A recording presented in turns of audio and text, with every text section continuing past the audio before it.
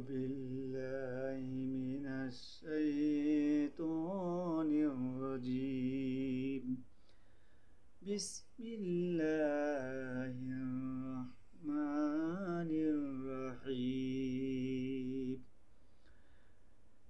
إنا أعطيناك الكوثر فصل لربك وانحر إن شانئك هو الأبتر। হে নবী, আমি আপনাকে হাউজে কাউসার দান করেছি, সুতরাং আপনি আপনার প্রভুর জন্যই নামাজ কায়েম করুন এবং কুরবানি করুন।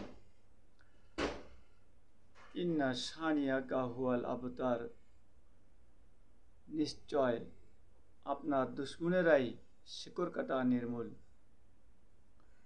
এই সূরার মাধ্যমে আল্লাহ পাক কুরাইশদের দাঁত ভাঙা জবাব দিয়েছেন, কারণ তারা আল্লাহ রাসূলকে শিকড় কাটা নির্মূল বলছেন। আল্লাহ রাসূলের নাম নেওয়ার নিশানা কেউ দূরে থাকবে না, এ বলে মন্তব্য করেছিলেন।